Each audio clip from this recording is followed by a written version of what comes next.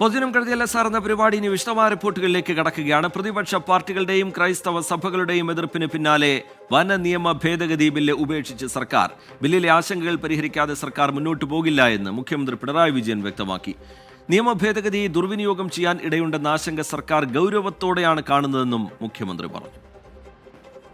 നിലവിൽ വനഭേദഗതി ബില്ലുമായി ബന്ധപ്പെട്ട ഒട്ടേറെ പ്രചരണങ്ങൾ നടക്കുന്നുണ്ട്. ആശങ്കകൾ സൃഷ്ടിക്കപ്പെടുന്നുമുണ്ട്. ജനങ്ങളെ പ്രയാസപ്പെടുത്തുന്നതോ ആശങ്കയിലാക്കുന്നതോ ആയ ഒരു നിയമഭേദഗതിയും ഈ സർക്കാരിൻ്റെ ഭാഗത്ത് നിന്ന് ഉണ്ടാകില്ല എന്ന് ആവർത്തിച്ച് വ്യക്തമാക്കുകയാണ്. വനം നിയമഭേദഗതിയുമായി ബന്ധപ്പെട്ട കാര്യങ്ങൾ ഇത്തരമൊരു സാഹചര്യത്തിൽ തുടരാൻ സർക്കാർ ഉദ്ദേശിക്കുന്നില്ല. ആർ ഷെയ്ത്ത് ചേരുന്നുണ്ട് വിവരങ്ങളുമായി തിരുവനന്തപുരത്ത് നിന്ന്. ഷെയ്ത്ത്, വലിയ രീതിയിലുള്ള പ്രതിഷേധം ഉയർന്നു വന്നത് കഴിഞ്ഞ ദിവസങ്ങളിൽ നമ്മൾ കണ്ടതാണ്. മുന്നണിക്കകത്ത് നിന്ന് കേരള കോൺഗ്രസ് എം ഉയർത്തിയ എതിർപ്പ്, അതുപോലെ സഭാ നേതൃത്വം മുന്നോട്ട് വെച്ച എതിർപ്പ്, പ്രതിഷേധം, മലയോര മേഖലയിൽ നിന്ന് ഉയർന്നു വന്ന വലിയ പ്രതിഷേധം. അതിന് പിന്നാലെ സർക്കാർ ആ തീരുമാനം ഉപേക്ഷിക്കുകയാണ്, പിന്നോട്ട് പോവുകയാണ്. എങ്ങനെയാണ് ഇതിനെ കാണേണ്ടത്? വിശകലനം എങ്ങനെയാണ് ഷെയ്ത്ത്? ശ്രീജിത്ത്, വനനിയമ ഭേദഗതി മന്ത്രിസഭായോഗം അംഗീകരിച്ച കരടാണ്. ആ കരടിലെ വ്യവസ്ഥകൾ പുറത്തു വന്നപ്പോഴാണ് വലിയ തോതിൽ വിവാദമായത്. ആദ്യം കർഷകരും മലയോര ജനതയും പിന്നീട് ക്രൈസ്തവ സംഘടനകളും ഈ വിഷയം ഏറ്റെടുത്തു. തൊട്ടു പിന്നാലെ വിഷയത്തെ രാഷ്ട്രീയമായി ഏറ്റെടുത്തുകൊണ്ട് കോൺഗ്രസ് അടക്കമുള്ള പ്രതിപക്ഷ കക്ഷികളും രംഗത്ത് വന്നു. ഇതിനിടെ LDFിൽ നിന്ന് ഭരണമുന്നണിയിൽ നിന്ന് തന്നെ എതിർപ്പുമായി കേരള കോൺഗ്രസ് എമ്മും എത്തി. Kerala Congress M chairman Jose K മാണിയുടെ നേതൃത്വത്തിൽ മുഖ്യമന്ത്രിയെ കണ്ട് ആശങ്ക അറിയിച്ചു. മലയോര ജനതയുടെ ആശങ്കകൾ പരിഹരിക്കണമെന്ന് ആവശ്യപ്പെടുകയും ചെയ്തു. ഈ കാര്യങ്ങൾ മുന്നോട്ട് പോകുന്നതിനിടെ ഈ നിയമ ഭേദഗതിയുടെ കാര്യത്തിൽ തൽക്കാലം നടപടിയൊന്നുമില്ല. അതായത് നടപ്പ് സമ്മേളനത്തിൽ, വരുന്ന സമ്മേളനത്തിൽ ഈ ബില്ല് കൊണ്ടുവരില്ല എന്ന കാര്യം സർക്കാർ ആലോചിച്ചിരുന്നു. എന്നാൽ ഈ ബില്ല് പൂർണ്ണമായും പിൻവലിക്കാൻ, ഈ നിയമനിർമ്മാണ നടപടികൾ, നിയമ ഭേദഗതി നടപടികൾ പൂർണ്ണമായും പിൻവലിക്കാനുള്ള തീരുമാനമെടുക്കാൻ സർക്കാരിനെ ഇപ്പോൾ പ്രേരിപ്പിച്ചിരിക്കുന്നത് വനനിയമ ഭേദഗതിക്കെതിരെ UDF പ്രഖ്യാപിച്ചിരിക്കുന്ന മലയോര ജാഥയാണ്. ഈ മാസം 27-ന് പ്രതിപക്ഷ നേതാവ് VD സതീശൻ നയിക്കുന്ന മലയോര ജാഥ ആരംഭിക്കുന്നു. ഒപ്പം തന്നെ PV അൻവർ MLA സ്ഥാനം രാജിവെച്ച ഈ വനനിയമ ഭേദഗതി അടക്കമുള്ള വനമേഖലയിലെ, മലയോര മേഖലയിലെ പ്രശ്നമേറ്റെടുത്തുകൊണ്ട് രാഷ്ട്രീയ പ്രക്ഷോഭത്തിനും രാഷ്ട്രീയ നീക്കങ്ങളും ശ്രമിക്കുന്നു. ഇതെല്ലാം കണക്കിലെടുത്താണ് സർക്കാർ ഈ വനനിയമ ഭേദഗതിയിൽ നിന്ന്, വിവാദമായ ഭേദഗതി നിർദ്ദേശങ്ങളിൽ നിന്ന് പൂർണ്ണമായും പിന്മാറാനുള്ള തീരുമാനമെടുത്തത്. ഈ തീരുമാനത്തിന് കാരണം ജനങ്ങളുടെ ആശങ്കയാണ്. എല്ലാ കാലത്തും ഇടതുപക്ഷം മലയോര ജനതയ്ക്കൊപ്പമാണ്. അതുകൊണ്ട് ജനതയുടെ ആശങ്കകൾ ഗൗരവത്തോടെ കാണുന്നു. അതുകൊണ്ടാണ് തൽക്കാലം നിയമനിർമ്മാണ നടപടികളിൽ നിന്ന് പിൻവാങ്ങുന്നതെന്നാണ് മുഖ്യമന്ത്രി പ്രഖ്യാപിച്ചിരിക്കുന്നത്. ശരി, ആർ ഷെയ്ത്ത് വിവരങ്ങൾ നൽകുകയായിരുന്നു തിരുവനന്തപുരത്ത്. എന്തായാലും വളരെ പ്രധാനപ്പെട്ട തീരുമാനമാണ് സർക്കാരിൻ്റെ ഭാഗത്തു നിന്ന് ഇപ്പോഴുണ്ടായിരിക്കുന്നത്. മുഖ്യമന്ത്രി അല്പസമയം മുമ്പ് വാർത്താസമ്മേളനം നടത്തിയിരുന്നു. ആ വാർത്താസമ്മേളനത്തിലാണ് ഈ നിയമ ഭേദഗതിയിൽ നിന്ന് സർക്കാർ പിന്നോട്ട് പോവുകയാണ് എന്നുള്ള കാര്യം മുഖ്യമന്ത്രി സൂചിപ്പിച്ചത്. വന നിയമ ഭേദഗതിയുമായി മുന്നോട്ടില്ല എന്ന സർക്കാർ തീരുമാനം കർഷകരോടുള്ള സ്നേഹത്തിൻ്റെ അടയാളമായി കാണുന്നുവെന്ന് താമരശ്ശേരി ബിഷപ്പ് മാർ റെമിജിയോസ് ഇഞ്ചനാനിയിൽ പ്രതികരിച്ചു. സർക്കാരിന് പ്രകാശം ലഭിച്ചതുകൊണ്ടാണ് ഈ തീരുമാനം. നിയമം നടപ്പിലാക്കിയിരുന്നെങ്കിൽ അരക്ഷിതാവസ്ഥ ഉണ്ടായേനെന്നും മാർ റെമിജിയോസ് ഇഞ്ചനാനിയിൽ 24-നോട് പറഞ്ഞു. അതിന് ദൈവത്തിന് ഞാൻ നന്ദി പറയുന്നു. 19 ലക്ഷം വരുന്ന വനത്തോട് ചേർന്ന് ജീവിക്കുന്ന കർഷകരോടുള്ള സ്നേഹത്തിന്റെ അടയാളമായിട്ട് ഞാൻ ഒരു കിരാത നിയമം അത് റദ്ദ് ചെയ്യുവാന് അങ്ങനെ ഒരു തീരുമാനം എടുത്തിട്ടുണ്ടെങ്കിൽ അത് ഒരു പ്രകാശം അവർക്ക് ലഭിച്ചതുകൊണ്ടാണ്. അത്തരമൊരു സർക്കാരിന് പ്രകാശം ലഭിച്ചതിനെ ഓർത്ത് ഞാൻ ദൈവത്തിന് നന്ദി പറയുന്നു.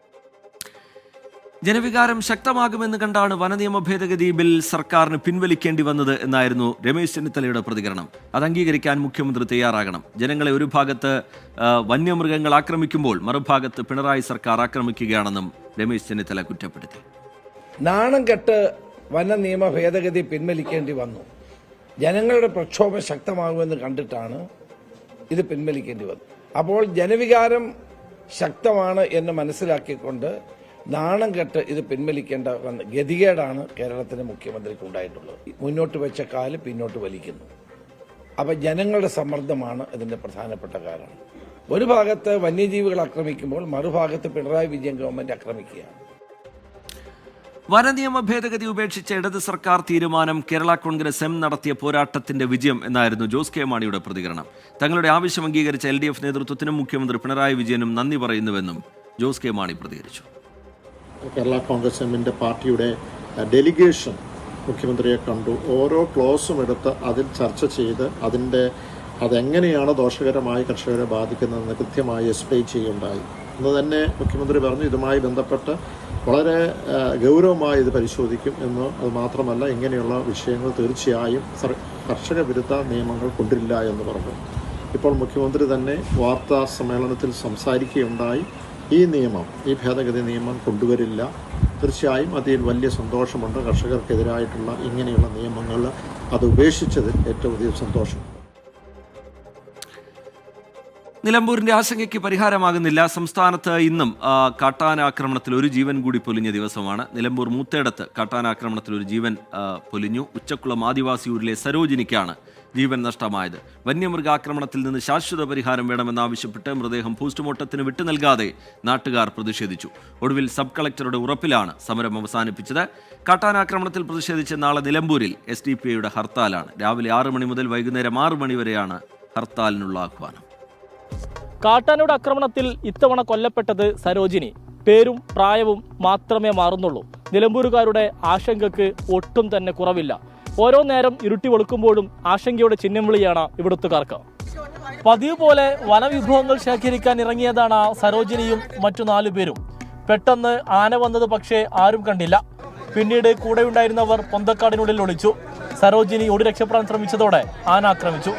അതിൽ ഞാൻ പറയാം, എന്നെ കൊല്ലാൻ വന്നാണെങ്കിൽ ജിന്നെ കൊല്ലും, അല്ലെങ്കിൽ അങ്ങോട്ട് പോവാ പറഞ്ഞു ഞാൻ ആനോട്. അതിൽ ആനന്ത് കാട്ടി നേരത്തെ ഇന്നത്തുനിന്ന് ആനന്ദീര് നേരാണ് അങ്ങനെ സംഭവമുണ്ട്. പിന്നെ ഇവിടെ കാണുന്നില്ല, മറ്റോളൊച്ച കേൾക്കുന്നുണ്ട്. ഞാൻ അപ്പോഴും ഞാൻ നിൽക്കണോടത്ത് നിൽക്കുക. തെരഞ്ഞു പോയി നോക്കുമ്പോൾ ഒരു മരക്കുറ്റിൻ്റെ അവിടെ ഒരു കുറ്റിയുണ്ട്, പിന്നെ വേങ്ങമരം, അതിൻ്റെ അപ്പുറത്തൊരു കൊമ്പ് വീണ് കിടക്കുന്നു. സരോജിനി താമസിക്കുന്ന ഉച്ചക്കുളം ആദിവാസി ഊരിൽ നിന്നും 1/2 കിലോമീറ്റർ അകലെ മാത്രമാണ് ആക്രമണമുണ്ടായ ഇടം. സരോജിനിയുടെ മൃതദേഹവുമായി നാട്ടുകാർ പ്രതിഷേധിച്ചു. കാട്ടാനാക്രമണത്തിന് ശാശ്വത പരിഹാരം കാണാതെ മൃതദേഹം വിട്ടു നൽകില്ലെന്നായിരുന്നു നിലപാട്. DCC അധ്യക്ഷൻ VS ജോയി, PV അൻവർ, ആര്യാടൻ ഷൗക്കത്ത് തുടങ്ങിയ നേതാക്കളും സംഭവ സ്ഥലത്തെത്തി.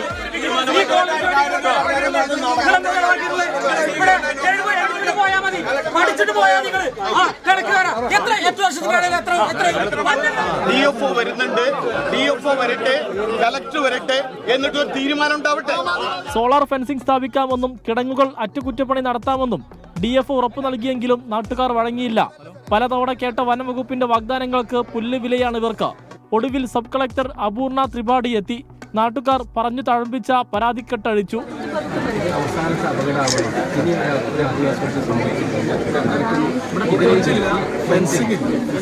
സബ് കളക്ടറുടെ ഉറപ്പിലാണ് മൃതദേഹം പോസ്റ്റ്മോർട്ടത്തിനായി വിട്ടു നൽകിയത്. ഈ പ്രശ്നം ഞങ്ങൾ പറഞ്ഞ് മടുത്തു. ഇനി ഞങ്ങൾ എഴുതി കൊണ്ടുവന്നത് ഈ ഒപ്പും പേപ്പറും കാര്യങ്ങളൊക്കെ ഈ ഉദ്യോഗസ്ഥന്മാരെന്ന് പറയാൻ പറ്റുള്ളൂ. എവിടെ കൊണ്ടിടുന്നെന്ന് ഞങ്ങൾക്കറിയില്ല. അല്ലെങ്കിൽ ഇപ്പൊ ഇതിന് മുന്നേ ഞങ്ങൾക്ക് നഷ്ടപരിഹാരമായിട്ട് ഞങ്ങൾക്ക് ഇതൊക്കെ ചെയ്തു തരേണ്ടതല്ലേ. Fencing requirement is the first priority. Second, there is a trench already made here, but it requires maintenance. That work will be done. Very urgent requirement, very immediate interventions are required.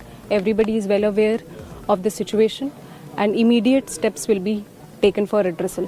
ദിവസങ്ങൾക്ക് മുന്നെയാണ് നിലമ്പൂർ കരുളായിലും ആദിവാസി യുവാവ് കാട്ടാനാക്രമണത്തിൽ കൊല്ലപ്പെട്ടത്.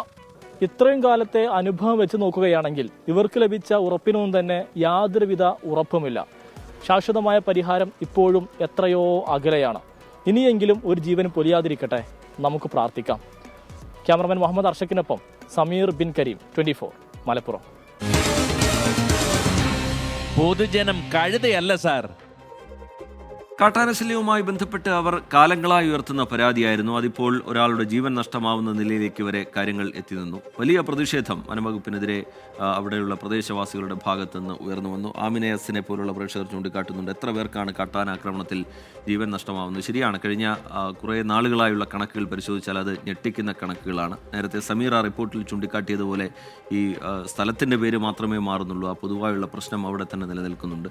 ഇങ്ങനെ പ്രതിഷേധത്തിന് പിന്നാലെ അല്ലെങ്കിൽ ജീവൻ നഷ്ടമാവുന്നതിന് പിന്നാലെ നഷ്ടപരിഹാരം അനുവദിക്കുക എന്നൊക്കെയുള്ള സാധാരണ നടപടിക്രമങ്ങൾക്ക് അപ്പുറത്തേക്ക് പിന്നീട് അവരുടെ ജീവിതം എങ്ങനെയാണ് മുന്നോട്ട് പോകുന്നതെന്നോ ഒക്കെയുള്ള കാര്യത്തിൽ ഗൗരവമായ ആലോചന ഉണ്ടാവേണ്ടതാണ്. ശാശ്വതമായൊരു പരിഹാരം ആ വിഷയത്തിൽ വേണ്ടതാണ്. അതിന് വനംവകുപ്പിന് എന്തൊക്കെ ചെയ്യാൻ കഴിയും ഈ ഘട്ടത്തിൽ എന്നത് സംബന്ധിച്ചുള്ള വിമർശനങ്ങൾ ഉയർന്നു വരുന്നുണ്ട്. അവർ കഴിവിൻ്റെ പരമാവധി ചെയ്യുന്നുണ്ട് എന്ന് വിശദീകരിക്കുമ്പോഴും ആ പ്രശ്നത്തിന് പരിഹാരമില്ലാതെ അവിടെ നിൽക്കുന്നു എന്നുള്ളത് പ്രധാനമാണ്.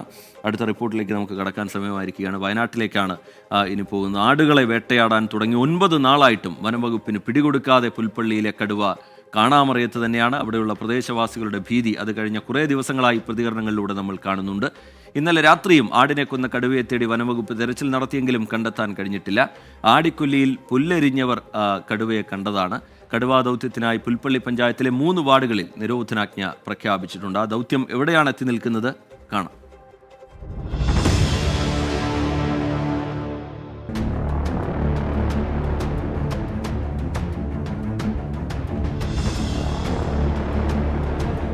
പുൽപ്പള്ളിയിൽ ഇന്നലെ മാത്രം കടുവ പിടികൂടിയത് 2 ആടുകളെ. വനം വകുപ്പ് ഇതിനെ പിടികൂടാൻ തീവ്രശ്രമം നടത്തുന്നുണ്ടെങ്കിലും ഒളിച്ചുകളി തുടരുകയാണ് കടുവ.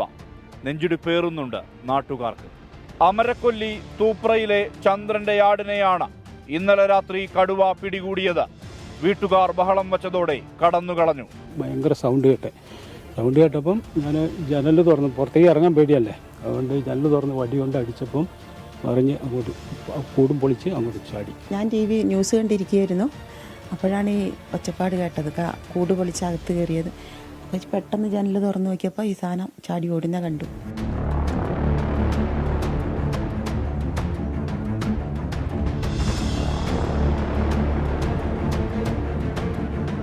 വെറ്ററിനറി സംഘം മരുന്ന് നിറച്ച തോക്കുമായി കാത്തുനിന്നു. കൊന്നിട്ട ആടിനെ തേടി വന്നുപോയെങ്കിലും മയക്കുവെടി വെക്കാൻ കഴിഞ്ഞില്ല.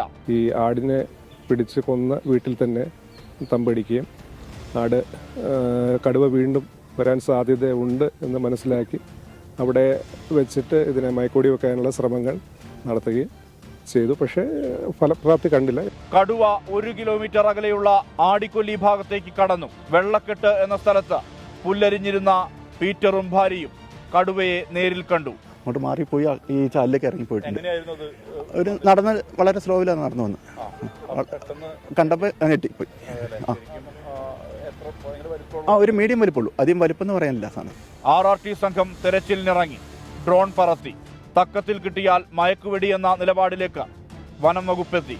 എന്നാൽ കടുവ കാണാമറയത്ത് തന്നെ. ദൗത്യത്തെ ബാധിക്കും വിധം ആൾക്കൂട്ടം ഒഴിവാക്കാൻ പുൽപ്പള്ളി 8, 9, 11 വാർഡുകളിൽ നിരോധനാജ്ഞ പ്രഖ്യാപിച്ചു. കടുവ ഇതുവരെ പിടികൂടിയത് 5 ആടുകളെ. കൊന്നയാടിനെ പാതിയെങ്കിലും ഭക്ഷിച്ചത് കഴിഞ്ഞ 9-ാം തീയതി. ആരോഗ്യ പ്രശ്നങ്ങളുള്ള കടുവയെന്ന് വനം വകുപ്പ്. പ്രദേശത്ത് നിരോധനാജ്ഞ പ്രഖ്യാപിച്ചിട്ടുണ്ട്. മനു ദാമോദരനൊപ്പം സുർജിത് അയ്യപ്പത്ത്, 24 വയനാട്. പൊതുജനം കഴുതയല്ല സാർ.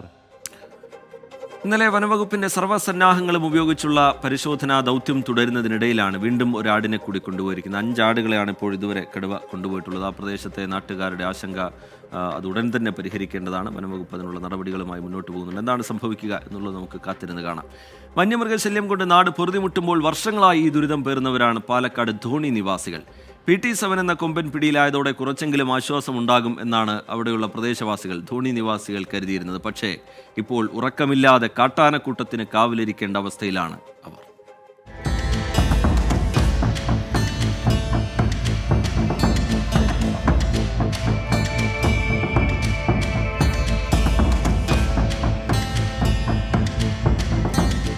കഴിഞ്ഞ 2 ആഴ്ചയായി ധോണി വിട്ട് പുറത്തേക്കിറങ്ങിയിട്ടില്ല കാട്ടാനക്കൂട്ടം. മേലെ ധോണി, മായാപുരം മേഖലകളിൽ വ്യാപക നാശനഷ്ടമാണ് കാട്ടാനക്കൂട്ടം വരുത്തിവെക്കുന്നത്. ഇരുട്ട് വീഴുന്നതോടെ ജനവാസ മേഖലയിലേക്ക് എത്തുന്ന കാട്ടാനക്കൂട്ടം പിന്നെ പുലർച്ചെയോടെയാണ് കാട് കയറുന്നത്. അതുവരെ പ്രദേശത്തെ കൃഷിയിടങ്ങളിലാകും സ്വൈര്യവിഹാരം. അതെ, ഓരോ കർഷകനും നീറി പുകഞ്ഞുകൊണ്ടിരിക്കുകയാണ്. അത് ലക്ഷങ്ങൾ മുടക്കിയിട്ട് ഒരു രാത്രി കൊണ്ടാണ് ഇതെല്ലാം ചവിട്ടി നശിപ്പിച്ചുകൊണ്ടിരിക്കുന്നത് ആന.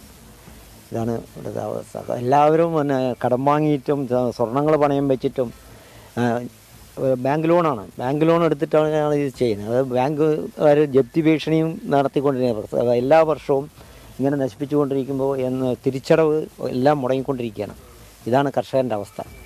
മേലേധോണി സ്വദേശി രാമകൃഷ്ണന്റെ 2 ഏക്കർ പാടത്തെ കൃഷി കാട്ടാനക്കലിയിൽ നാമാവശേഷമായി. ഏക്കറുകളോളം പരന്നു കിടക്കുന്ന നെൽപ്പാടങ്ങളിൽ മാത്രമല്ല, വാഴ കൃഷിയടക്കം മറ്റെല്ലാ കൃഷിയിടങ്ങളിലും കാട്ടാനക്കൂട്ടമെത്തി പൂർണ്ണമായി കൃഷി നശിപ്പിച്ചുകൊണ്ടിരിക്കുകയാണ്. എങ്ങനെ മുന്നോട്ടു പോകുമെന്നാണ് കർഷകരുടെ ചോദ്യം. വാഴയും തെങ്ങും കമുങ്ങും പച്ചക്കറിയും എല്ലാം പോയി. ഓരോ ദിവസവും കൂടുതൽ നാശനഷ്ടങ്ങൾ വരുത്തിവെക്കുകയാണ് കൊമ്പന്മാർ. രാത്രി പുറത്തിറങ്ങാൻ പോലും ഭയക്കുകയാണ് പ്രദേശത്തുകാർ. അതായത് PT-7 പിടിച്ചതിന് ശേഷം ഒരു 6 മാസമായി തുടർച്ചയായി ആനകൾ വന്നുകൊണ്ടിരിക്കുക. ഒരു കൂട്ടമായിട്ട് വരുന്നുണ്ട്, ഒരു ഒറ്റക്കൊമ്പനും ഇവിടെ വരുന്നുണ്ട്. ആ ഒറ്റക്കൊമ്പനാണ് കൂടുതലും ഈ കൃഷി നശിപ്പിക്കുന്നത് കൂടുതൽ വരുന്നത്. ഇപ്പോഴത്തെ അവസ്ഥ എന്താ വെച്ച് കഴിഞ്ഞാൽ റെയിൽവേ കോളനിയിൽ നിന്ന് 5 കിലോമീറ്റർ ഡിസ്റ്റൻസാണ് ഇവിടെ ഉള്ളത്. ഈ 5 കിലോമീറ്റർ വൈകിട്ട് 6 മണിക്ക് ശേഷം ആരും വരുന്നില്ല, ഓട്ടോക്കാരും വരുന്നില്ല. വളരെ ബുദ്ധിമുട്ടിയിട്ടാണുള്ളത്. കർഷകരുടെ അവസ്ഥ ഭയങ്കര ബുദ്ധിമുട്ടാണ്. കാട്ടാനകളെ തുരത്താനുള്ള ഒരു പരമ്പരാഗത രീതികളും വനംവകുപ്പിന്റെ രീതികളെല്ലാം കണ്ട ആനകളുടെ മുന്നിൽ ഇപ്പോൾ വിലപ്പോകുന്നില്ല. ശിവരാമന്റെ ജീവനെടുത്ത നാട്ടിൽ കൂടുതൽ ദുരന്തങ്ങൾക്ക് സാധ്യതയേറെയെന്നാണ് പ്രദേശവാസികൾ ഇപ്പോൾ പറയുന്നത്. ധോണിയിലെ നാട്ടുകാർ തന്നെ പറയുന്ന ഒരു കാര്യമുണ്ട്. കാട്ടാന ജനവാസ മേഖലയിലേക്ക് ഇറങ്ങിയെന്ന് പറയുമ്പോൾ തന്നെ വനംവകുപ്പ് ഉദ്യോഗസ്ഥർ ഓടിയെത്തുന്നുണ്ട്, ആനയെ കാട് കയറ്റുന്നുണ്ട്, അവർ നിസ്സഹായരെന്ന്. ഇതിന് വേണ്ടത് ശാശ്വതമായിട്ടുള്ള, ആനകൾ കാടിറങ്ങാതിരിക്കാനുള്ള ശാശ്വതമായിട്ടുള്ള നടപടികളാണ്. അത് സ്വീകരിച്ചില്ലെങ്കിൽ ഈ കർഷകരുടെ കണ്ണീർ ഈ നെൽപ്പാടങ്ങളിൽ വീണുകൊണ്ടേയിരിക്കും. നിഖിൽ പ്രമേഷ്, 24, പാലക്കാട്. പൊതുജനം കഴുതയല്ല സാർ. സ്ഥിരമായെത്തുന്ന ആനക്കൂട്ടം മാത്രമല്ല, കാട്ടാനക്കൂട്ടം മാത്രമല്ല, ഒരൊറ്റക്കൊമ്പനും അവിടെ ആളുകൾക്ക് വലിയ ഭീഷണിയാണ് ഉയർത്തുന്നത്. നേരത്തെ ഈ കൃഷി നശിപ്പിക്കുന്നതുമായി ബന്ധപ്പെട്ടുള്ള കാര്യങ്ങളൊക്കെ അവർ വിശദീകരിച്ചിരുന്നു. അതിനൊക്കെ അപ്പുറത്തേക്ക് മനുഷ്യൻ്റെ ജീവൻ തന്നെ നഷ്ടമാവുമോ എന്ന നിലയിലാണ് അവർ ഉള്ളത്. ഇതിനു മുമ്പ് അത്തരത്തിലുള്ള സംഭവങ്ങൾ ഉണ്ടായിട്ടുണ്ട്, അതിൻ്റെ നടുക്കം അവർക്ക് വിട്ടുമാറിയിട്ടുമില്ല. അതിനിടയിലാണ് വീണ്ടും ഇങ്ങനെ സ്ഥിരമായി ആനക്കൂട്ടം മേഖലയിലേക്ക് ഇറങ്ങുന്നത്. എന്താണ് ധോണിക്കാർക്ക് പറയാനുള്ളത്? കേൾക്കാം. കവുങ്ങും പോയി, തെങ്ങുകൾ 5 വർഷം കഴിഞ്ഞ തെങ്ങാണ്, അതും പോയി. ഒരു 10-60 വാഴയും പോയി. അതിൻ്റെ ശേഷം 13-ാം തീയതി വന്നതിന് ശേഷം ഒരാഴ്ച കഴിഞ്ഞ ശേഷം ഇവിടെ 4 ഇറങ്ങി. ഇതിൽ ആദ്യത്തെ ദിവസം പിന്നെ തുടർച്ചയായിട്ട് ഓരോന്നാണ് വരവ്. PT-7 പിടിച്ചതിന് ശേഷം കുറച്ച് ശാന്തമായിരുന്നു ഈ ധോണി മേഖല. പക്ഷേ ഇപ്പോൾ വീണ്ടും ആനകളുടെ ശല്യം വളരെയേറെ രൂക്ഷമാണ്. സന്ധ്യയായി കഴിഞ്ഞാൽ പുറത്തേക്ക് ഇറങ്ങാനായിട്ട് വളരെ ബുദ്ധിമുട്ടാണ്. ഇവിടെ ആന, നിങ്ങൾ ചിലപ്പോൾ രാത്രിയിൽ വന്നു കഴിഞ്ഞാൽ കാണാൻ ആനകൾ ഇതുവഴി എല്ലാ മൃഗങ്ങളും നടക്കുന്ന കാണാം. പക്ഷേ ഈ വഴിവിളക്കുകളൊന്ന് കെട്ടുപോയാൽ അതൊന്ന് കത്തിക്കാൻ ഒരു ഇതും അധികൃതരുടെ ഭാഗത്തുനിന്ന് വരുന്നില്ല. പകൽ പോലും പുറത്തിറങ്ങി നടക്കാൻ കഴിയാത്ത അവസ്ഥയാണ് എന്നാണ് അവിടെയുള്ള നാട്ടുകാർ, പ്രദേശവാസികൾ പറയുന്നത്. അടുത്ത റിപ്പോർട്ടിലേക്ക് നമ്മൾ കടക്കുകയാണ്. സംസ്ഥാനം കടുത്ത സാമ്പത്തിക പ്രതിസന്ധി നേരിടുന്നതിനിടെ 10 കോടി രൂപ ചെലവഴിച്ച് വ്യവസായ മന്ത്രി P. രാജീവും ചീഫ് സെക്രട്ടറി ശാരദാ മുരളീധരനും ഉൾപ്പെടെ 9 അംഗ സംഘം സ്വിറ്റ്സർലാൻഡിലേക്ക് പോകുന്നു. ഈ മാസം 20-ന് ആരംഭിക്കുന്ന ലോക സാമ്പത്തിക ഫോറത്തിന്റെ വാർഷിക സമ്മേളനത്തിൽ പങ്കെടുക്കുന്നതിന് വേണ്ടിയാണ് 9 അംഗ സംഘം സ്വിറ്റ്സർലാൻഡിലേക്ക് പോകുന്നത്. സാധാരണക്കാർക്ക് ട്രഷറിയിൽ നിന്ന് 25 ലക്ഷം രൂപയിൽ കൂടുതൽ ലഭിക്കില്ലെന്നിരിക്കെ വിദേശയാത്രയ്ക്കായി അനുവദിച്ചിരിക്കുന്ന തുകയ്ക്ക് ഈ നിയന്ത്രണങ്ങൾ ഒന്നുമില്ല. വകുപ്പുകളോട് ബജറ്റ് വിഹിതം പകുതിയായി വെട്ടിക്കുറയ്ക്കുകയും ചെയ്ത ധനവകുപ്പിന്റെ ചുമതലയുള്ള additional chief secretary doctor A. ജയതിലകും സംഘത്തിൽ ഉണ്ട്. സംസ്ഥാനം കടുത്ത സാമ്പത്തിക പ്രതിസന്ധിയിലാണെന്ന് പറയുന്നത് മറ്റാരുമല്ല, സർക്കാർ തന്നെയാണ്.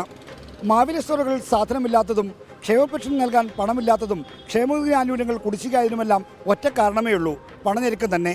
അതേ സർക്കാർ തന്നെയാണ് മറുവശത്ത് ധൂർത്തും ആഡംബരവും നടത്തുന്നത്. അതിൻ്റെ ഏറ്റവും നല്ല ഉദാഹരണമാണ് ദാവോസിൽ നടക്കുന്ന ലോക സാമ്പത്തിക ഫോറത്തിൻ്റെ വാർഷിക സമ്മേളനത്തിൽ പങ്കെടുക്കാൻ 9 അംഗ സംഘത്തെ അയക്കാനുള്ള തീരുമാനം. വ്യവസായ മന്ത്രി P. Rajeev, chief secretary Sharada Muraleedharan, ധനവകുപ്പ് additional chief secretary doctor A. Jayathilak, വ്യവസായ വകുപ്പ് principal secretary APM Muhammad Hanish, KSIDC chairman C. Balagopal, KSIDC MD S. Harikishore, KSIDC executive director S. Harikrishnan, വ്യവസായ മന്ത്രിയുടെ private secretary doctor K. A. Maniram, KSIDC manager Prashanth Prathap എന്നിവരാണ് ദാവോസിലേക്ക് പോകുന്നത്. വേൾഡ് ഇക്കണോമിക് ഫോറം ഒരു ministerial കോൺഫറൻസാണ്.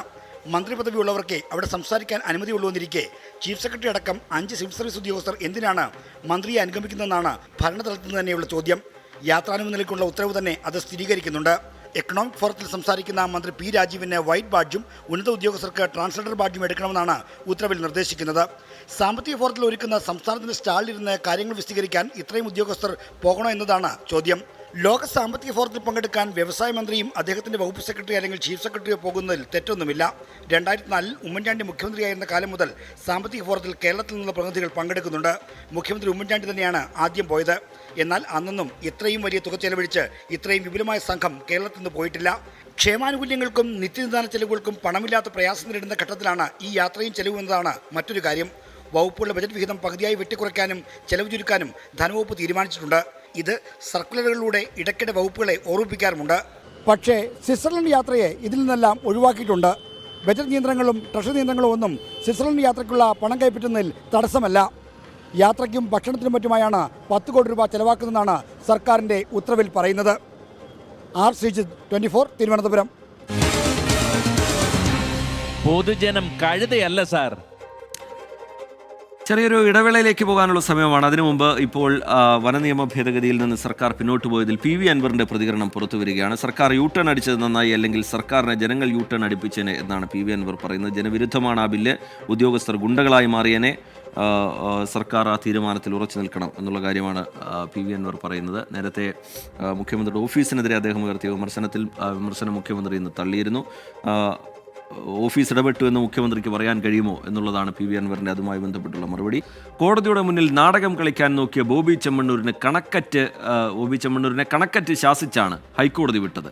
നിയമത്തിന്റെ മുകളിലാണ് ബോബി ചെമ്മണ്ണൂർ എന്ന് വിചാരിക്കരുതെന്ന് കോടതി മുന്നറിയിപ്പ് നൽകി. ജാമ്യം അനുവദിച്ച ശേഷം ജാമ്യ ഉത്തരവും കയ്യിൽ വെച്ച് ഇന്നലെ കാക്കനാട് ജില്ലാ ജയിലിൽ ബോബി ചെമ്മണ്ണൂരും കൂട്ടരും നടത്തിയ നാടകമാണ് കോടതിയെ പ്രകോപിപ്പിച്ചത്. ഒടുവിൽ സാഷ്ടാംഗം മാപ്പു പറഞ്ഞാണ് ബോബി ചെമ്മണ്ണൂർ തലയൂരിയത്. ലൈംഗിക നിക്ഷേപ കേസിൽ ജാമ്യം കിട്ടിയിട്ടും പുറത്തിറങ്ങാതെ ജയിലിനുള്ളിൽ നടത്തിയ നാടകീയ രംഗങ്ങൾ. ഈ നാടകീയ രംഗങ്ങൾ തന്നെ ബോബി ചെമ്മണ്ണൂരിന് തിരിച്ചടിയാകുന്നതാണ് ഇന്ന് കണ്ടത്. കേരളത്തിലെ ജയിലിൽ കിടക്കാൻ അവസരം കിട്ടാത്തതുകൊണ്ട് പണം കൊടുത്തുകൊണ്ട് തെലുങ്കാനയിലെ ജയിലിൽ പോയി കിടന്ന അനുഭവ സമ്പത്തുമായാണ് ബോബി ചെമ്മണ്ണൂർ കാക്കനാട് ജയിലിലേക്ക് എത്തിയത്. സിനിമയിൽ കാണുന്ന പോലെയാണ് ജയിലെന്ന് വിചാരിച്ച ബോബി ചെമ്മണ്ണൂർ ജാമ്യം കിട്ടിയ ശേഷം ഉത്തരവുമായി കോടതിയിൽ വരേണ്ട എന്ന് അഭിഭാഷകരോട് പറഞ്ഞതും ഇക്കാരണത്താലാകാം. ബോബി ചെമ്മണ്ണൂരിന്റെ ഈ കുരുത്തക്കേട് ഹൈക്കോടതിക്ക് അത്ര പിടിച്ചില്ല. നിയമത്തിന് മുകളിലാണ് ബോബി ചെമ്മണ്ണൂരിന്റെ സ്ഥാനമെന്നായിരുന്നു ഹൈക്കോടതിയുടെ ചോദ്യം. ജാമ്യം ലഭിച്ച ശേഷവും ജയിലിൽ നിന്ന് ഇറങ്ങാൻ സാധിക്കാതെ വിചാരണ തടവുകാരായി കഴിയുന്നവരെ പുറത്തിറക്കാൻ ബോബി ചെമ്മണ്ണൂർ ആരാണ് എന്നും കോടതി വിമർശിച്ചു. ഇതോടെ ജാമ്യവുമായി ജയിലിലേക്ക് വരാതിരുന്ന അഭിഭാഷകർ മിനിറ്റുകൾക്കകം ജയിലിലെത്തി ജാമ്യ ഉത്തരവ് നൽകി ബോബി ചെമ്മണ്ണൂരിനെ പുറത്തിറക്കി. ഓർഡർ നമുക്ക് കിട്ടാൻ കുറച്ച് വൈകി. അവിടെ നിന്ന് കോടതിയിൽ നിന്ന് കിട്ടിയതിന് ശേഷം ഇവിടെ എത്തുമ്പോൾ ട്രാഫിക്കിൻ്റെ ഒരു ചെറിയ പ്രശ്നമുള്ളതുകൊണ്ടാണ് ഇവിടെ എത്താൻ കുറച്ച് വൈകിയത്. അപ്പോൾ ഞങ്ങൾ വന്നപ്പോൾ സമയം കഴിഞ്ഞു പോയി. അപ്പോൾ എന്തുകൊണ്ട് എത്തില്ല എന്ന് ജസ്റ്റ് ഒന്ന് ചോദിച്ചുള്ളൂ. അത് തീരുമാനിച്ചിട്ടില്ല. കുറച്ച് പേർക്ക് ജാമ്യം കിട്ടിയവരെ പൈസ ഇല്ലാത്തതുകൊണ്ട് അവർക്കുള്ള ഒരു പൈസ അറേഞ്ച്മെന്റ്സ് ചെയ്യാൻ വേണ്ടി പുറത്തിറങ്ങിയപ്പോഴും ജയിലിലെ തടവുകാരുടെ കാര്യമാണ് ബോബി ചെമ്മണ്ണൂർ പറഞ്ഞത്. ഇക്കാര്യം ഉൾപ്പെടെ ചൂണ്ടിക്കാട്ടി കോടതി വീണ്ടും ബോബി ചെമ്മണ്ണൂരിനെ വിമർശിച്ചു.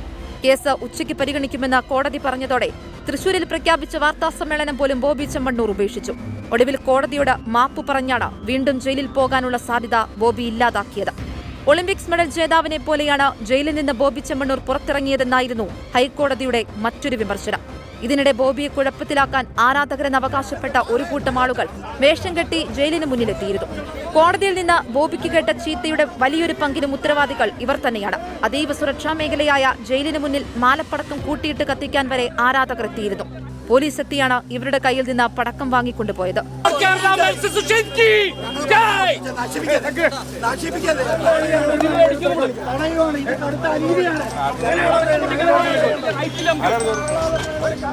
തെലുങ്ക് സിനിമകളിൽ ജയിൽ മോചിതനാകുന്ന നായകരെ സ്വീകരിക്കുന്ന മോഡലിൽ ബോബിയെ സ്വീകരിക്കാനായിരുന്നു ഇവരുടെ പരിപാടി.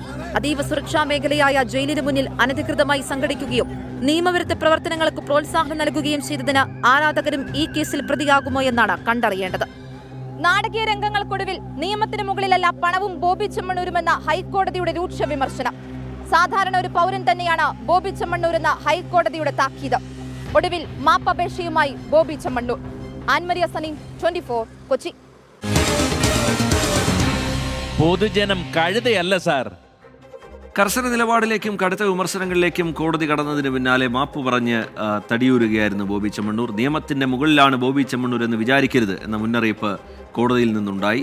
ജാമ്യം അനുവദിച്ച ശേഷം ജാമ്യ ഉത്തരവും കയ്യിൽ വെച്ച് ഇന്നലെ കാക്കനാട് ജില്ലാ ജയിലിൽ ബോബി ചെമ്മണ്ണൂരും കൂട്ടരും നടത്തിയ നാടകമാണ് കോടതിയെ പ്രകോപിപ്പിച്ചിരിക്കുന്നത്. ജയിലിന് പുറത്ത് ബോബി ചെമ്മണ്ണൂരിനെ കാത്ത ആരാധകരുടെ കൂട്ടം കാത്തുനിന്നത് ഇന്നത്തെ വാർത്താദിനത്തിൽ നമ്മൾ കണ്ടിരുന്നു. പടക്കം പൊട്ടിച്ച് ആഘോഷിക്കാനുള്ള ഇവരുടെ ശ്രമം പക്ഷേ പോലീസ് തടയുകയാണ് ഉണ്ടായത്. എന്താണ് ഈ നാടകീയ സംഭവങ്ങളിൽ പൊതുജനങ്ങൾക്ക് പറയാനുള്ളത്? കേൾക്കാം. അയാൾ പൂർവ്വയിൽ ഇവിടുന്ന് സമ്പാദിച്ച കുറേ പണമുണ്ട്. സ്വീകരിക്കുമ്പോൾ അതിലും പമ്പര വിദ്യകൾ. അല്ലെങ്കിൽ ഇയാളുടെ കാശ് വാങ്ങി ജീവിക്കുന്നവർ ഒരു ചിന്തിക്കുന്ന മനുഷ്യനെ അയാൾ സ്വീകരിക്കാൻ പോകും. ഓരോരുത്തരുടെ ആറ്റിറ്റ്യൂഡാണ്. അവർ അതിനനുസരിച്ചിട്ട് തന്നെ പോകും. അപ്പോൾ നമ്മൾ പറഞ്ഞുകൊണ്ടോ അല്ലെങ്കിൽ ഇതായതുകൊണ്ടോ അവർ മാറണമെന്നില്ല. അത് പബ്ലിസിറ്റി അല്ലേ അവർക്ക്. അതായത് നമ്മൾ പോസിറ്റീവിനെക്കാട്ടി നെഗറ്റീവിനാണ് പബ്ലിസിറ്റി. അപ്പോൾ അതിനനുസരിച്ചിട്ട് പോകും. അതിന് സ്വീകരിക്കാൻ പോണത് ഒരു തെറ്റാണെന്ന് എനിക്ക് തോന്നുന്നില്ല. സ്വീകരിക്കാൻ ആർക്കും പോകാം. അവിടെ കൊലപ്പള്ളികളെ ജയിലിൽ നിന്ന് മോചിപ്പിക്കുന്ന സമയത്ത് സ്വീകരിക്കാനും മാലിട്ട് സ്വീകരിക്കാൻ ഒരുപാട് ആൾ പോയിക്കുന്നു.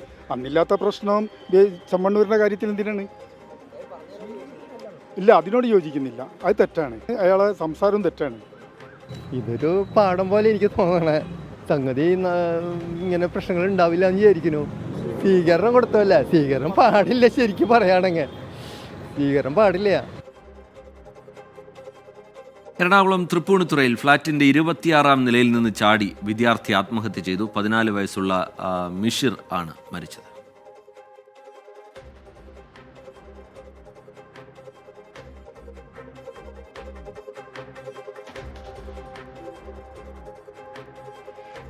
കൂടുതൽ വിശദാംശങ്ങളിലേക്ക് നമുക്ക് പിന്നീട് കിടക്കാം എന്ന് തോന്നുന്നു.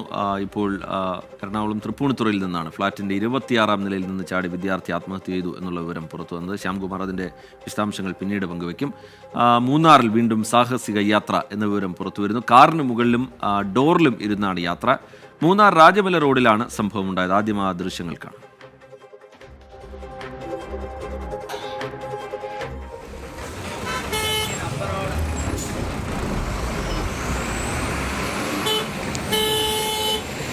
രാഹുൽ വിജയൻ ചേരുന്നുണ്ട് വിവരങ്ങളുമായി കട്ടപ്പനയിൽ നിന്ന്. രാഹുൽ, ഇങ്ങനെയുള്ള സംഭവങ്ങൾ തുടർച്ചയായി ഉണ്ടാവുകയും മോട്ടോർ വാഹന വകുപ്പ് അതിൽ നടപടി സ്വീകരിക്കുകയും ഒക്കെ ചെയ്യുന്നത് നമ്മൾ കണ്ടിട്ടുള്ളതാണെങ്കിലും ഇത് അവസാനിക്കുന്നില്ല. ആളുകൾക്ക് അതിനെക്കുറിച്ച് അതിൻ്റെ പ്രത്യാഘാതം എന്താണ് എന്നുള്ള കാര്യം അറിയാഞ്ഞിട്ടുമല്ല. എന്താണ് സംഭവിച്ചത്? എവിടെ നിന്നുള്ള വാഹനമാണ്? വിവരങ്ങൾ എന്താണ് രാഹുൽ?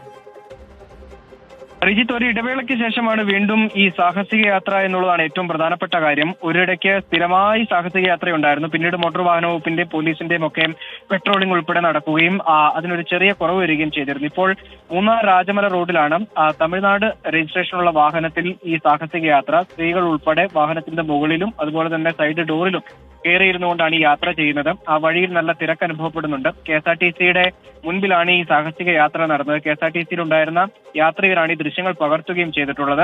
ഏതെങ്കിലും വിധത്തിൽ ഒരല്പം വാഹനത്തിൽ അശ്രദ്ധ സംഭവിച്ചാൽ വലിയ അപകടം ഉണ്ടാകാവുന്ന, മറ്റു വാഹനയാത്രികർക്കും വലിയ ബുദ്ധിമുട്ടുണ്ടാകാവുന്ന തരത്തിലാണ് ഇവരുടെ യാത്ര എന്നുള്ളതായിരുന്നു ഏറ്റവും പ്രധാനപ്പെട്ട കാര്യം. എന്തായാലും മോട്ടോർ വാഹന വകുപ്പ് ഈ ദൃശ്യങ്ങൾ പരിശോധിക്കുന്നുണ്ട്. അടിയന്തര നടപടി സ്വീകരിക്കാൻ കഴിയുന്നതാണ് എങ്കിൽ അതുണ്ടാകും എന്നുള്ളതാണ് പറഞ്ഞിരിക്കുന്നത്.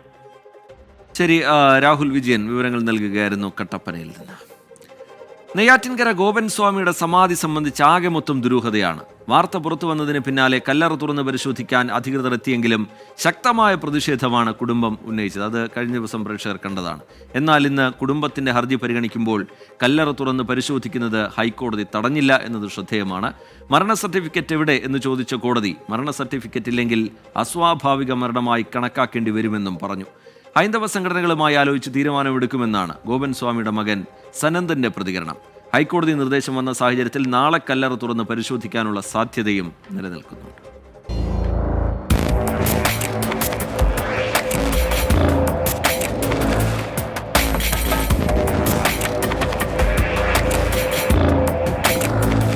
വിവാദ കല്ലറ പൊളിച്ചു പരിശോധിക്കാനുള്ള നടപടിക്രമങ്ങൾ ജില്ലാ ഭരണകൂടം തുടരുന്നതിനിടെയാണ് കുടുംബം ഹൈക്കോടതിയെ സമീപിച്ചത്.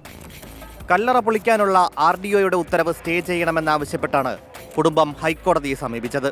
വാദം തുടങ്ങിയപ്പോൾ തന്നെ ഗോപൻ സ്വാമിയുടെ മരണ സർട്ടിഫിക്കറ്റ് എവിടെ എന്നായിരുന്നു കോടതിയുടെ ചോദ്യം. മരണത്തിലെ അസ്വാഭാവികത പുറത്തു കൊണ്ടുവരാൻ കല്ലറ പൊളിക്കണമെന്ന് കോടതി നിരീക്ഷിച്ചു. കല്ലറ പൊളിച്ചു പരിശോധിക്കേണ്ടത് അന്വേഷണത്തിന്റെ ഭാഗമാണ്. സ്വാഭാവിക മരണമെങ്കിൽ കുടുംബത്തിന് എന്തിനാണ് പേടിയെന്നും കോടതി ചോദിച്ചു. ഇതുവരെ മരണ സർട്ടിഫിക്കറ്റ് എടുത്തിട്ടില്ലെന്നും തുടർ നടപടികൾ ഹൈന്ദവ സംഘടനകളുമായി കൂടിയാലോചിച്ച് തീരുമാനിക്കുമെന്നും മകൻ സനന്ദൻ. മരണ സർട്ടിഫിക്കറ്റ് ഇതുവരെ എടുത്തിട്ടില്ല. അതിനി തന്നെ എടുക്കുകയുള്ളൂ. ഇപ്പോൾ നേരത്തെ ചോദിച്ചെന്ന് പറഞ്ഞാൽ എൻ്റെ ഇത് മരണപ്പെട്ടെന്ന് ചോദിച്ചു. അത് തെറ്റാണത്. എൻ്റെ അച്ഛൻ സമാധിയായതാണ്. ഇപ്പോൾ മരണപ്പെടുന്നത് വേറെ, സമാധിയാകുന്നത് വേറെ. ഹിന്ദു ഐക്യവേദിയുടെയും ഹിന്ദു സംഘടനകളുടെയും ഇതാണ്. അവരൊരു തീരുമാനം എടുക്കട്ടെ. ഹൈക്കോടതി അനുമതി നൽകിയ സാഹചര്യത്തിൽ എത്രയും വേഗം കല്ലറ പൊളിച്ച് പരിശോധിക്കാനാണ് ജില്ലാ ഭരണകൂടത്തിന്റെ തീരുമാനം. കൂടുതൽ പോലീസുകാരെ വിന്യസിച്ച് സുരക്ഷ ഉറപ്പാക്കി വേഗത്തിൽ തന്നെ കല്ലറ പൊളിച്ചേക്കും. ഇതിലൂടെ കേസിലെ ദുരൂഹതകൾ നീക്കാം എന്ന പ്രതീക്ഷയിലാണ് പോലീസ്. വിവാദ കല്ലറ പൊളിച്ചു നീക്കാൻ ഹൈക്കോടതി അനുമതി നൽകിയ സാഹചര്യത്തിൽ പോലീസ് എത്രയും വേഗം തുടർ നടപടികളിലേക്ക് കടക്കാനാണ് സാധ്യത. അല്ലെങ്കിലും നിയമവ്യവസ്ഥയെ വെല്ലുവിളിച്ച് നിർമ്മിച്ച ഇത്തരം കല്ലറകൾ പൊളിച്ചു നീക്കേണ്ടത് തന്നെയാണ്. വിജയശങ്കർ, 24, തിരുവനന്തപുരം. പൊതുജനം കഴുതയല്ല സാർ. മാർ ജോസഫ് പാംബ്ലാനി ഇപ്പോൾ മാധ്യമങ്ങളെ കാണുകയാണ്. വനനിയമ ഭേദഗതി സർക്കാർ ഉപേക്ഷിച്ച സാഹചര്യത്തിൽ മാർ ജോസഫ് പാംബ്ലാനിയുടെ പ്രതികരണം.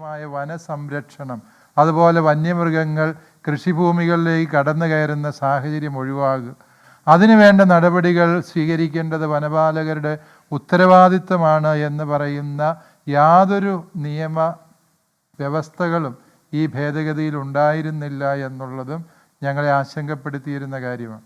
ഈ രണ്ട് പ്രതിസന്ധികളെക്കുറിച്ചും ബഹുമാനപ്പെട്ട മുഖ്യമന്ത്രി ഇന്ന് പത്രസമ്മേളനത്തിൽ എടുത്തു പറഞ്ഞു എന്നുള്ളത് ഞങ്ങൾക്ക് കൂടുതൽ സന്തോഷവും ആശ്വാസവും പ്രദാനം ചെയ്യുന്ന കാര്യമാണ്. ഇതിൽ കൂടുതൽ പ്രതിഷേധങ്ങൾ, പ്രത്യേകിച്ച് രാഷ്ട്രീയ തലവും അങ്ങനെ വന്നതിന് ശേഷമാണ് സർക്കാർ ഇത് പുനഃപരിശോധിച്ചതെന്ന് നമുക്ക് തോന്നുന്നുണ്ടോ? അങ്ങനെ ഒരു വിലയിരുത്തൽ. തീർച്ചയായും ജനവികാരങ്ങൾ ഒരു നിയമത്തിനെതിരായി വരുമ്പോൾ ആ ജനവികാരത്തെ സർക്കാർ മനസ്സിലാക്കുകയും വേണ്ടത്ര ഗൗരവത്തോടെ അതിനെ സമീപിക്കുകയും ചെയ്യുന്നു എന്നുള്ളത് ഞങ്ങളതിനെ വളരെ പോസിറ്റീവായിട്ടാണ് കാണുന്നത്.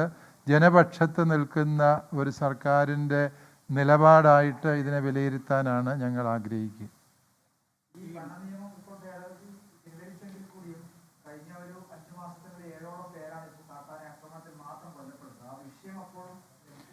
തീർച്ചയായും ഈ കർഷകരുടെ എല്ലാ പ്രശ്നങ്ങളും ഈ വനഭേദഗതി നിയമം പിൻവലിച്ചതോടെ അവസാനിച്ചു എന്ന് ഞങ്ങൾ കരുതുന്നില്ല. ഇപ്പോഴും ബഫർ സോണിൻ്റെ വിഷയങ്ങൾ പരിഹരിക്കപ്പെടാതെ കിടക്കുന്നുണ്ട്. വന്യമൃഗങ്ങളുടെ വിളയാട്ടം കൃഷിഭൂമിയിൽ മാത്രമല്ല മനുഷ്യജീവന് നേരെയും ഉണ്ടാകുന്ന സാഹചര്യങ്ങളുണ്ട്.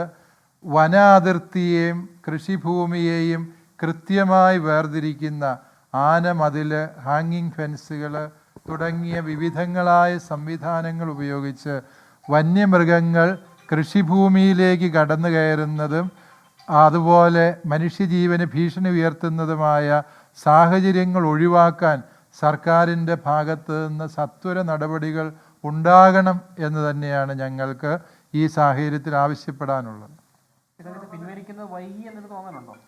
പിൻവലിക്കുന്നത് വൈകി എന്ന് പറയുന്നതിൽ വലിയ കാര്യമില്ല. കാരണം ഈ നിയമം നിയമസഭയിൽ അവതരിപ്പിച്ച് ഭേദഗതി ചെയ്യുമ്പോഴാണ് അത് ജനദ്രോഹപരമായ നിയമമായി പരിണമിക്കാൻ സാധ്യതയുണ്ടായിരുന്നു. നിയമസഭയിൽ അത് അവതരിപ്പിക്കുന്നതിന് മുൻപ് തന്നെ അത് പിൻവലിച്ചു എന്ന് പറയുമ്പോൾ വൈകി എന്ന വിചാരം ഞങ്ങൾക്കില്ല. ഈ രാഷ്ട്രീയ തിരിച്ചടികൾ ഒരു പ്രതിരോധം മറികടക്കുന്നതിനപ്പുറത്തേക്ക് ഈ തീരുമാനത്തിൽ സർക്കാർ എത്രത്തോളം ആത്മാർത്ഥത പുലർത്തിയിട്ടുണ്ട് എന്നാണ് സർക്കാരിൻ്റെ ആത്മാർത്ഥതയെ സംശയിക്കാൻ പോരുന്ന കാര്യങ്ങളൊന്നും ഇപ്പോൾ കാണുന്നില്ല. കർഷകർ ഉന്നയിച്ച രണ്ട് ആവശ്യങ്ങളും എടുത്തു പറഞ്ഞുകൊണ്ട് കർഷകരുടെ ഒപ്പം നിൽക്കാൻ സർക്കാർ ആഗ്രഹിക്കുന്നു എന്നും ബഹുമാനപ്പെട്ട മുഖ്യമന്ത്രി പറയുമ്പോൾ അത് മുഖവിലേക്ക് എടുക്കാൻ തന്നെയാണ് ഇപ്പോൾ ഞങ്ങൾ